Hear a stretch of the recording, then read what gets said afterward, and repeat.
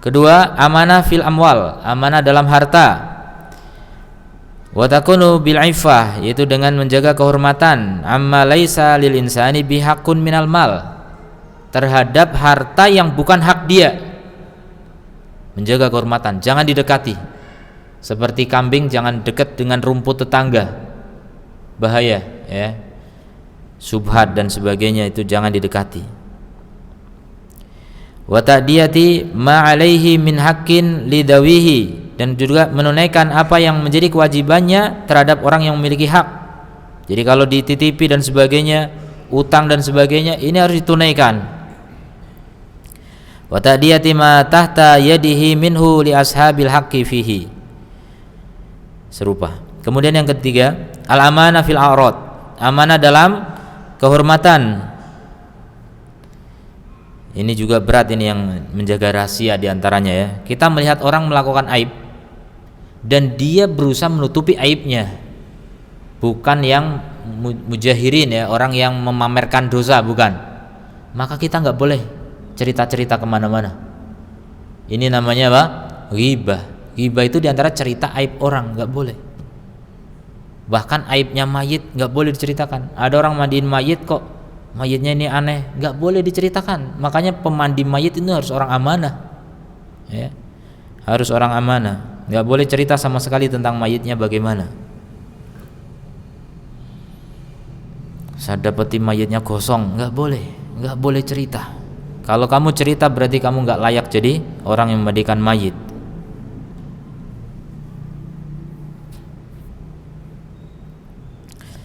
Kemudian wa takunu bil iffah amma laysa lil insani bihaqqun minhu wa kafi nafsi wal lisani, menahan diri dan lisan dari meraih sesuatu dari kehormatan orang lain. Jadi pokoknya enggak menceritakan keburukan orang, enggak menuduh orang dan sebagainya. Itu amanah terhadap apa? Kehormatan orang lain. Seperti qadzaf itu menuduh tanpa bukti. Ghibah, nah orang ghibah itu enggak amanah.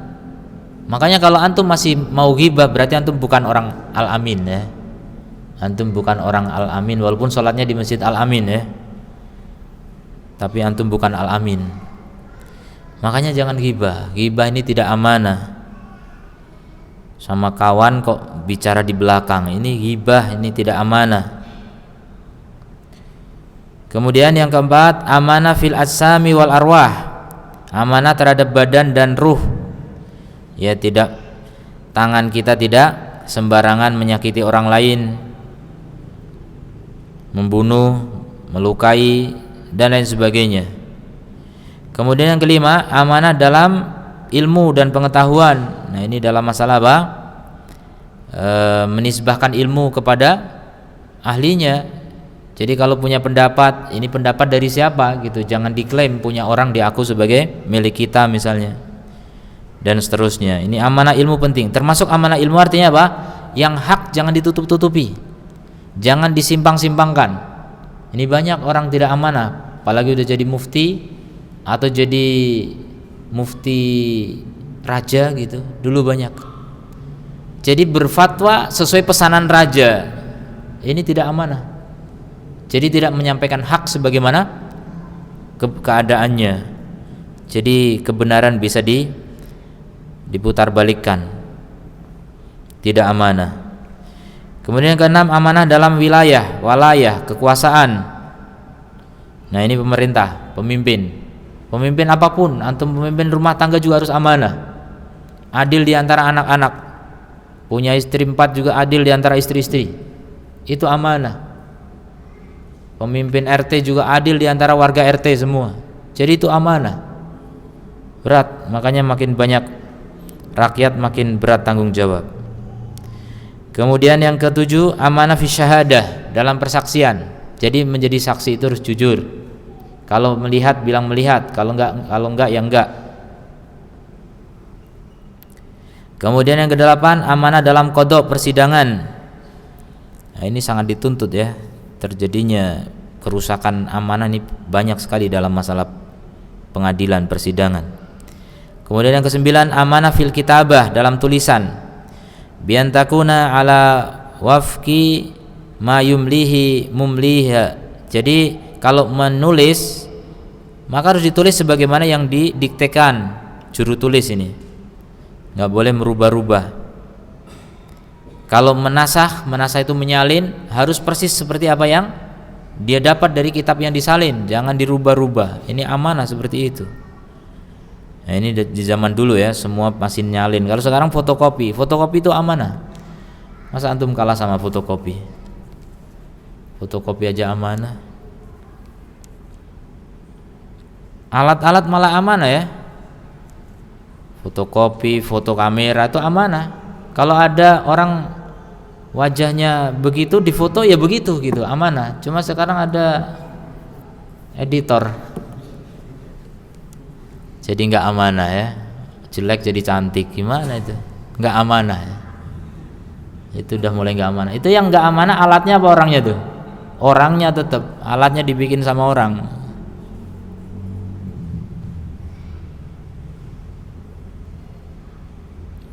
Mau nikahan tukar-tukaran foto dulu nggak amanah. Gimana nanti pas sudah ketemu kecewa ya, cerai saat malam pertama, kan bahaya. Di foto mulus pas ketemu kasar. Kemudian 10, amanah dalam rahasia. Jadi menjaga rahasia ya. Ini berat ini. Makanya kalau nggak bisa jaga rahasia nggak usah diterima ada orang mau ngasih rahasia. Mendingan hidup tuh aman tanpa beban gitu. Makin sedikit tanggung jawab itu makin ringan hisabnya di hari kiamat.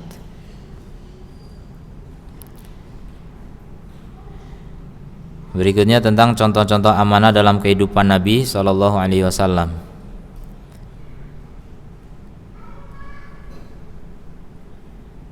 Yang paling populer atau yang paling tinggi ya, orang yang memiliki sifat amanah tentu saja Nabi Muhammad SAW. Dalam segala urusan kehidupan beliau semuanya. Bahkan sebelum diutus jadi Nabi sudah gelarnya Al-Amin, saking amanahnya. Faqad urifa baina qaumihi, dikenal di antara kaumnya sebelum diutus sebagai Al-Amin, digelari dengan itu laqab. Dan sebab di antara sebabnya sebab dari pernikahan beliau sallallahu alaihi wasallam dengan Khadijah radhiyallahu anha, kenapa? Karena amanah. Nabi itu pembantunya Khadijah. Ketika membantu Khadijah dalam perdagangan ternyata jujur, amanah, luar biasa. Khadijah tertarik. Akhirnya nikah dengan Khadijah.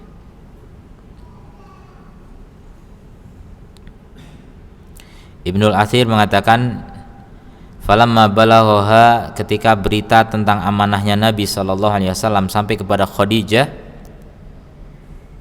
wa adimul amanati, dan besarnya amanah, sidqul hadithi, jujur dalam berbicara, besar amanahnya, karumal akhlak, dan kemuliaan akhlaknya, arsalat ilaihi, maka Khadijah mengirim kepada Rasul, kepada Nabi kepada Muhammad ya, belum jadi Nabi ya, kepada Muhammad, ilaihi liyakhruja fi maliha ila Syam tajiron, untuk keluar membawa hartanya berdagang ke Syam. Jadi diuji dulu dengan begitu, Masya Allah, amanah, sampai betul-betul Nabi menunaikan amanah dengan sebaik mungkin. Kemudian nikah. Kemudian dari Abu Hurairah radhiyallahu anhu qala Rasulullah sallallahu alaihi wasallam, ishtara rajulun min rajulin aqaran lahu, ada seorang membeli properti dari orang lain. Fawajada ar-rajulu alladhi ishtara al-aqar fi aqarihi jarratan fiha dhahab. Jadi membeli tanah gitu. A membeli tanah dari si B. Sudah sah, selesai jual beli. Ternyata setelah itu didapati di tanah itu, dia gali-gali, ada sekarung emas. Didapati ada bungkusan gitu, isinya apa? Emas. Maka faqala lahu alladhi ishtara al-aqar, orang yang beli tanah itu berbicara kepada orang yang menjual tanah itu, khudh dhahabaka minni, ambil ini emas kamu dariku. Jadi itu tanah udah dibeli, nemu emas mau dibalikin kepada siapa? Yang punya tanah pertama. Ini amanah luar biasa. Ambil ini emasmu dariku. Inna mastaraitu minka al-ardo, karena aku hanya membeli tanah darimu, enggak membeli emas ini. Walam abta' minka adhab, aku enggak membeli darimu emas. Faqala alladhi syarah al-ardo, maka orang yang menjual tanah itu mengatakan, inna ma bi'tuka al-ardo, aku menjual kepadamu tanah dan apapun yang ada di dalamnya, semua udah aku jual. Lihat amanah. Bagaimana kalau ini terjadi zaman kita? Rebutan ya. Ya pertama akan disembunyikan sama yang beli ya kan. Ternyata ketahuan. Nah, jadi rebutan itu. Itu bedanya. Termasuk terjadi di pengadilan kita itu anak memenjarakan ibu atau kakak adik saling bersengketa harta warisan. Itu di pengadilan kita banyak. Tapi unik di Saudi ada sengketa kakak beradik, 3 kakak beradik laki-laki semua, sengketa di pengadilan, rebutan apa? Rebutan ngurus ibunya. Ini bedanya dengan di Indonesia. Kalau di Indonesia rebutan harta, di sana rebutan ngurus ibunya. Ini hak saya yang harus ngurus. Enggak, ini hak saya. Semua rebutan sampai di pengadilan. Coba, itu bedanya ya. Ini orang-orang amanah beda dengan orang gak amanah. Jadi gak mau ini yang punya tanah pun gak mau, saya udah jual semua itu. Fataha kama ila rojulin, akhirnya keduanya sepakat kalau gitu kita bersidang kepada seorang yang alim. Ayo kita datang kepada orang alim, gimana nih keputusannya? Soalnya kita sama-sama gak mau emas nih, atau kita infakkan semua atau gimana gitu, tapi enggak, ayo kita sidang. Faqala alladhi tahakama ilaihi alakuma waladun, akhirnya si alim ini pinter dia. Kamu punya anak laki-laki? Iya, saya punya. Kamu punya anak perempuan? Saya juga punya. Ya udah dinikahin aja, ambil itu buat anak kalian. Selesai perkara kan? Adil itu namanya. Ya, itu kisah tentang apa? Amanah. Bagaimana orang itu amanah. Kalau membeli sesuatu ya dia nggak merasa membeli yang lainnya, ya dia kembalikan. Yang menjual merasa saya udah jual semuanya, ambil saja itu. Tapi masya Allah, amanah seperti itu masih ada ya. Ini cerita Nabi, tapi entahlah masih sekarang masih ada atau enggak. Ya kemungkinan masih ada ya. Bukan berarti kalau di zaman akhir ini sudah enggak ada amanah lagi. Ada, cuma sangat langka. Memang Nabi memberi keterangan bahwa sebaik-baik generasi itu adalah generasiku, kemudian setelahnya, sahabat, tabi'in, tabi'ut tabi'in. Ini generasi terbaik secara mutlak dari generasi Muhammad, umat Muhammad sallallahu alaihi wasallam. Kemudian kata Nabi, walam ya'ti ba'daha wa ya'ti ba'daha, dan datang setelahnya orang-orang yang menyanyiakan amanah. Jadi setelah 3 generasi terbaik, ciri umat berikutnya apa? Orang-orang yang menyanyiakan amanah. Nah, kalau di zaman keempat itu udah banyak menyanyiakan amanah, apalagi zaman kita hari ini. Berarti generasi terbaik karena apa? Mereka menjaga amanah. Maka kalau antum ingin menjadi orang yang terbaik, jadilah orang yang menjaga amanah. Begitu kuncinya ya. Enggak masalah orang semuanya berkhianat, toh mereka juga akan memetik hasilnya. Antum jadilah orang yang amanah, dan antum juga akan memanen pahala dari Allah Subhanahu wa ta'ala. Tidak masalah kalau dikatakan kalau kamu jujur kamu akan hancur, biarin. Jujur hancur hari ini memang. Betapa banyak karyawan jujur malah dipecat. Karena apa? Mengganggu stabilitas korupsi di suatu instansi. Disingkirkan orang jujur. Tapi ketahuilah, itu hancur sesaat di dunia, tapi akan mujur selama-lamanya di surga.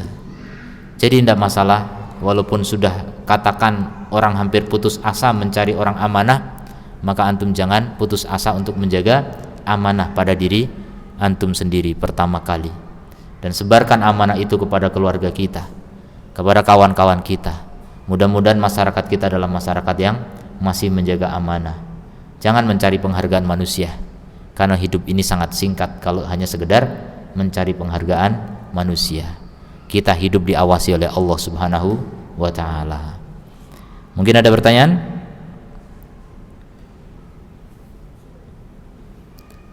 Ada? Ya. Mana yang apa?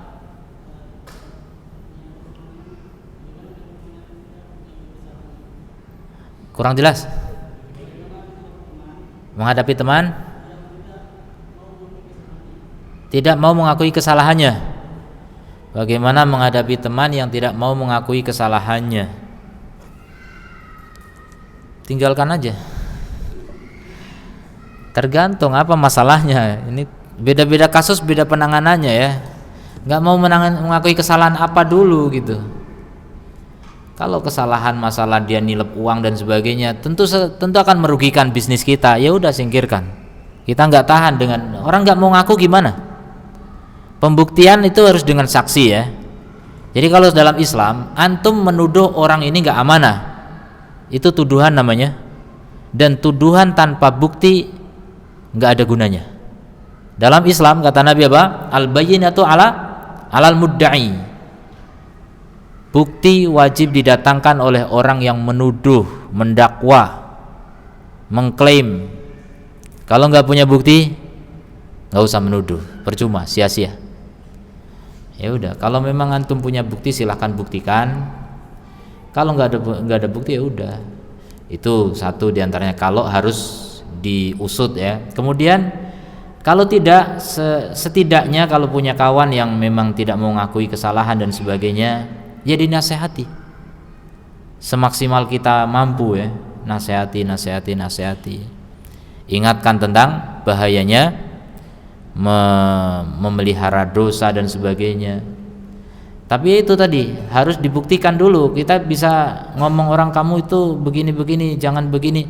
Saya nggak begitu, gimana kita? Kalau nggak punya bukti percuma ngomong gitu. Harus dengan bukti memang gitu. Harus dengan bukti. Kalau kita bisa membuktikan tapi dia masih ngayal, nah itu baru dinasehati.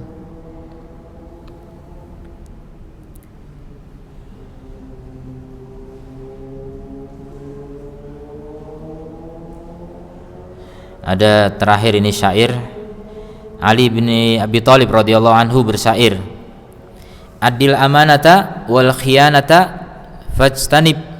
Tunaikan amanah dan khianah maka jauhilah. Wa'dil dan adillah, wala tadlim dan jangan dolim.